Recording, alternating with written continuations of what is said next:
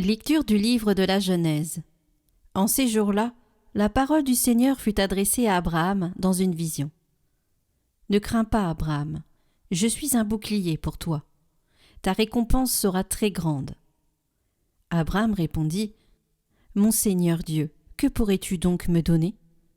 Je m'en vais sans enfant, et l'héritier de ma maison, c'est Éliézer de Damas. » Abraham dit encore : « Tu ne m'as pas donné de descendance, et c'est un de mes serviteurs qui sera mon héritier. » Alors cette parole du Seigneur fut adressée à Abraham.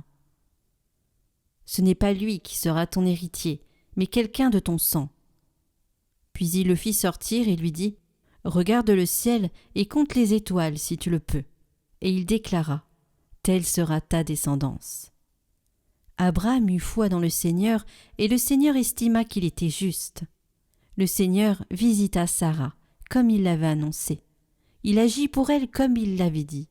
Elle devint enceinte et elle enfanta un fils pour Abraham dans sa vieillesse, à la date que Dieu avait fixée. Et Abraham donna un nom au fils que Sarah lui avait enfanté. Il l'appela Isaac.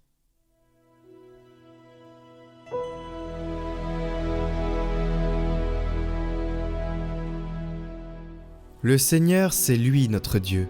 Il s'est toujours souvenu de son alliance. Rendez grâce au Seigneur, proclamez son nom. Annoncez parmi les peuples ses hauts faits. Chantez et jouez pour lui. Redites sans fin ses merveilles.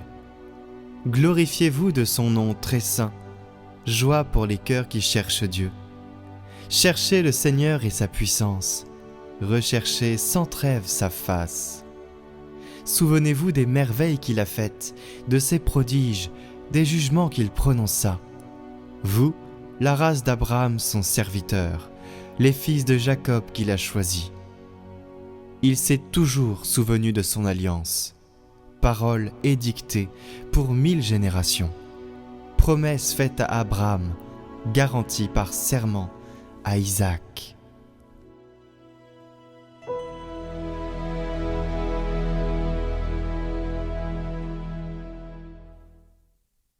Lecture de la lettre aux Hébreux. Frères, grâce à la foi, Abraham a obéi à l'appel de Dieu. Il partit vers un pays qu'il devait recevoir en héritage, et il partit sans savoir où il allait. Grâce à la foi, Sarah, elle aussi, malgré son âge, fut rendue capable d'être à l'origine d'une descendance, parce qu'elle pensait que Dieu est fidèle à ses promesses.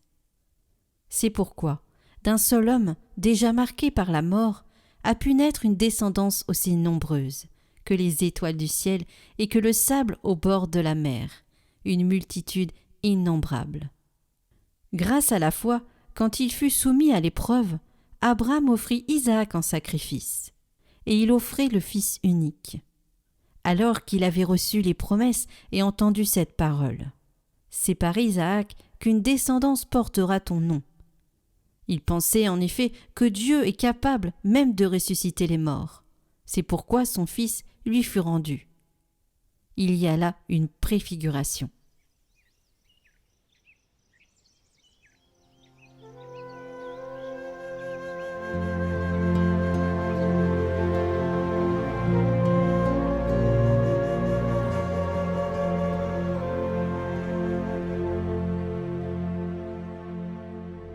Évangile de Jésus-Christ selon saint Luc. Quand fut accompli le temps prescrit par la loi de Moïse pour la purification, les parents de Jésus l'amenèrent à Jérusalem pour le présenter au Seigneur. Selon ce qui est écrit dans la loi, tout premier-né de sexe masculin sera consacré au Seigneur. Il venait aussi offrir le sacrifice prescrit par la loi du Seigneur, un couple de tourterelles ou 2 petites colombes. Or, il y avait à Jérusalem un homme appelé Siméon.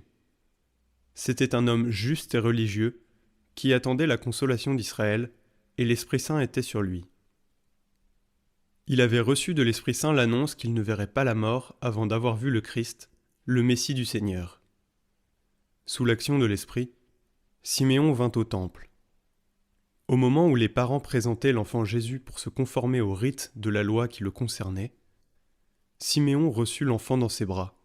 Et il bénit Dieu en disant : Maintenant, ô Maître souverain, tu peux laisser ton serviteur s'en aller en paix, selon ta parole. Car mes yeux ont vu le salut que tu préparais à la face des peuples, lumière qui se révèle aux nations et donne gloire à ton peuple Israël. Le père et la mère de l'enfant s'étonnaient de ce qui était dit de lui. Siméon les bénit, puis il dit à Marie sa mère : Voici que cet enfant provoquera la chute et le relèvement de beaucoup en Israël. Il sera un signe de contradiction. Et toi, ton âme sera traversée d'un glaive. Ainsi seront dévoilées les pensées qui viennent du cœur d'un grand nombre. Il y avait aussi une femme prophète, Anne, fille de Phanuel de la tribu d'Azer. Elle était très avancée en âge. Après 7 ans de mariage, demeurée veuve, elle était arrivée à l'âge de 84 ans. Elle ne s'éloignait pas du temple, servant Dieu jour et nuit dans le jeûne et la prière. Survenant à cette heure même, elle proclamait les louanges de Dieu et parlait de l'enfant à tous ceux qui attendaient la délivrance de Jérusalem. Lorsqu'ils eurent achevé tout ce que prescrivait la loi du Seigneur, ils retournèrent en Galilée, dans leur ville de Nazareth. L'enfant, lui, grandissait et se fortifiait, rempli de sagesse, et la grâce de Dieu était sur lui.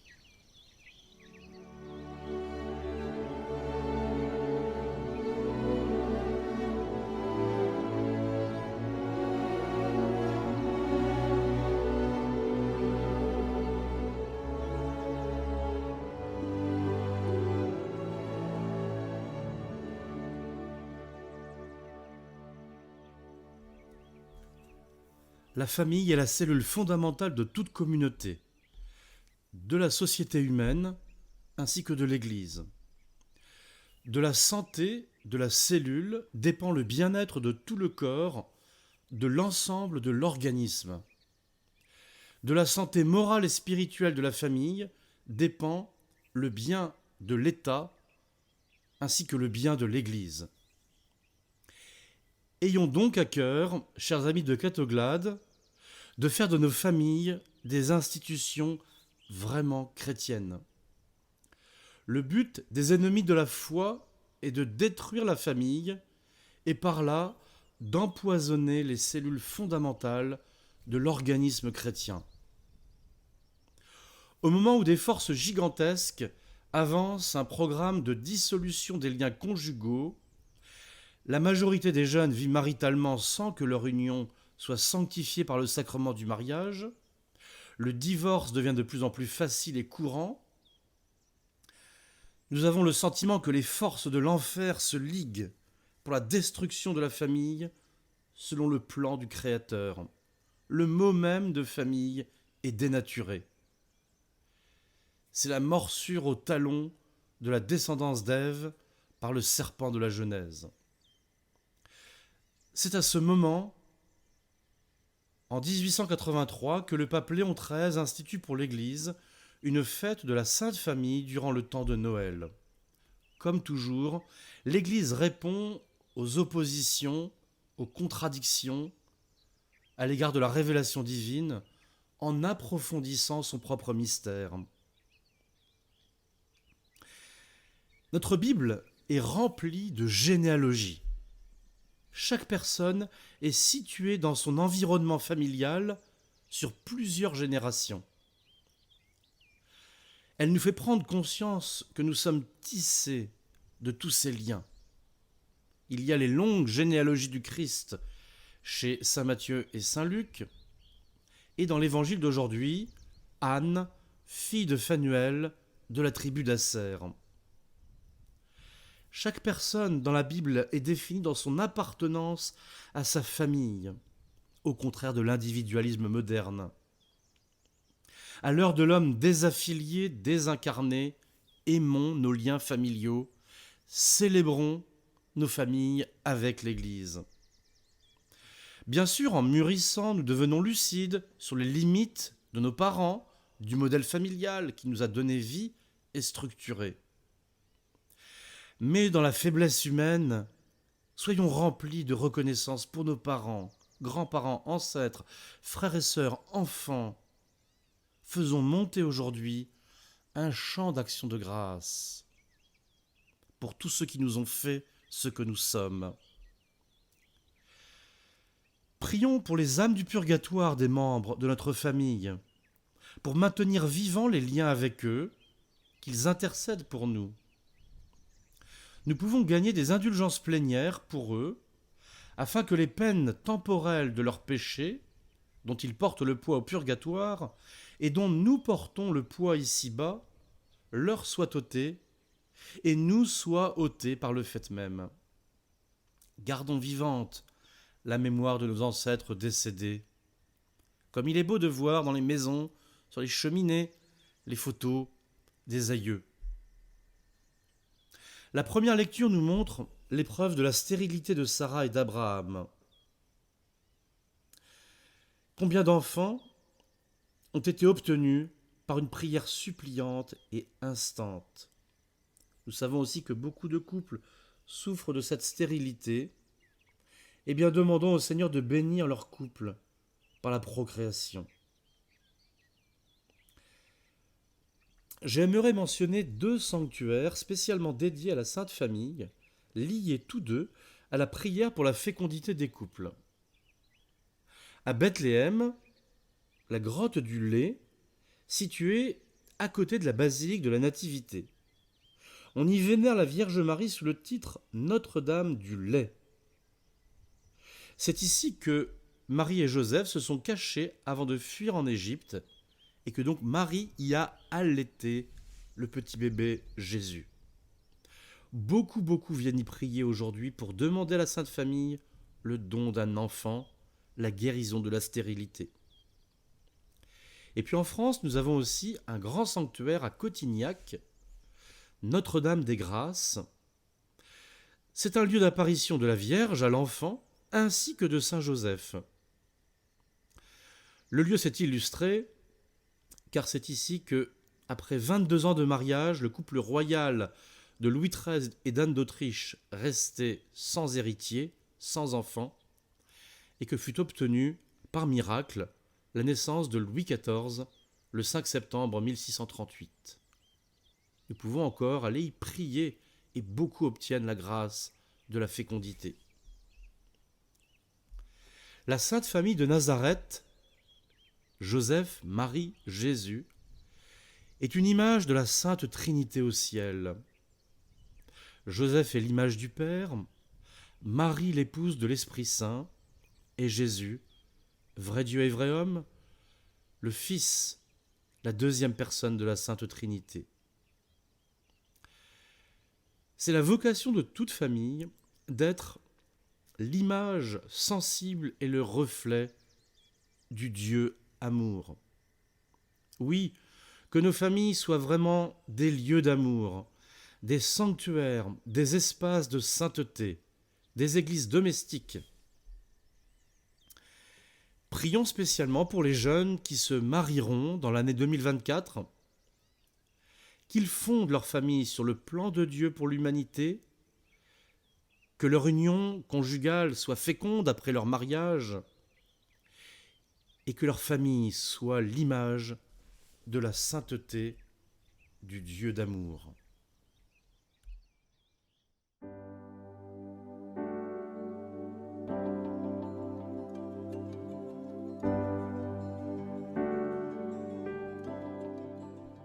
Au nom du Père, du Fils et du Saint-Esprit. Amen. Sainte Famille de Nazareth, nous nous confions à vous parce que Dieu a choisi de venir dans une famille, et par une famille pour sauver le monde et lui montrer son amour. Nous avons ouvert votre porte et nous sommes entrés chez vous. Joseph, tu es le modèle des pères, attentif et doux, fort et protecteur. Marie, lumière et joie dans la maison, tu es le modèle des mamans qui aident et qui consolent. Enfant Jésus, tu es le modèle de l'obéissance et de l'amour pour les parents. Faites que notre famille vous ressemble de plus en plus. Gardez-nous dans la paix et la prière. Gardez-nous des disputes, de la jalousie et de l'impatience. Gardez-nous dans la volonté de Dieu et dans le désir de nous donner aux autres. Gardez-nous dans l'harmonie et dans la charité, et veillez à tous nos besoins matériels et spirituels. Sainte Famille de Nazareth, petite Trinité sur la terre, Jésus Dieu sur la terre, Marie épouse de l'Esprit, Joseph ombre du Père. Rendez-nous semblables à vous. Petite Trinité sur la terre, Joseph mourant d'amour pour Marie, Marie mourant d'amour pour Jésus, Jésus mourant d'amour pour le monde. Rendez-nous semblables à vous.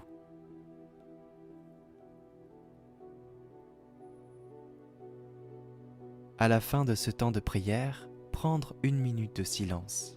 Nous pouvons exprimer une prière spontanée, un pardon, un merci, un s'il te plaît.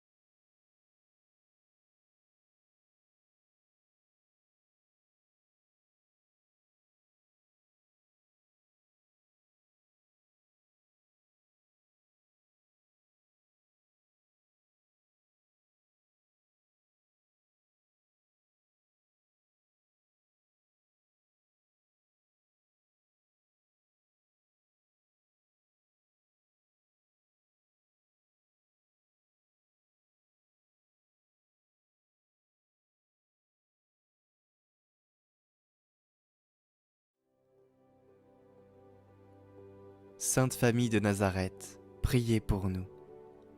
Sainte Famille de Nazareth, priez pour nous. Sainte Famille de Nazareth, priez pour nous. Chers auditeurs de Catoglade, je vous souhaite au nom de toute l'équipe un très bon réveillon 2024. Nous souhaitons axer cette année sur la prière. Donc commençons-la en priant. Aujourd'hui, c'était la Sainte Famille et le Père Henri Valençon nous invite à prier pour nos aïeux, nous invite à prier pour nos proches, pour notre famille. On a besoin de ce soutien par la prière. 2024 nous demandera encore des défis, mais ce sera une année avec des bonheurs par-ci par-là. Il ne faut pas faire croire que l'avenir n'est que sombre. Donc l'avenir est aussi l'espérance du salut, l'espérance d'un monde renouvelé, l'espérance de cœurs nouveaux, renouvelés, nourris par la parole. Et nous sommes là, nous, les petits fidèles, pour cela.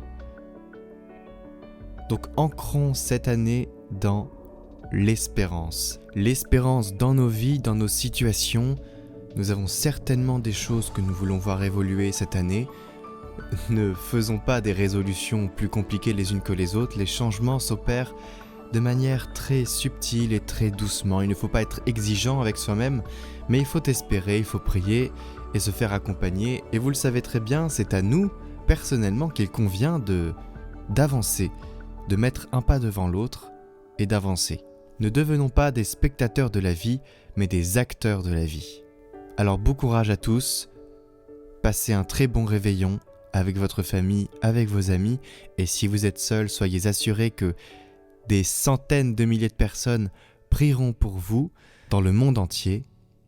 N'hésitez pas à poster une intention de prière pour cette année en commentaire et prions en communauté tous ensemble pour chacune de nos demandes. Prions pour toutes les intentions déposées en commentaire cette semaine. Notre Père, qui es aux cieux, que ton nom soit sanctifié, que ton règne vienne. Que ta volonté soit faite sur la terre comme au ciel. Donne-nous aujourd'hui notre pain de ce jour. Pardonne-nous nos offenses, comme nous pardonnons aussi à ceux qui nous ont offensés. Et ne nous laisse pas entrer en tentation, mais délivre-nous du mal. Amen. Je vous salue Marie, pleine de grâce. Le Seigneur est avec vous. Vous êtes bénie entre toutes les femmes, et Jésus, le fruit de vos entrailles, est béni. Sainte Marie, Mère de Dieu, priez pour nous pauvres pécheurs, maintenant et à l'heure de notre mort. Amen.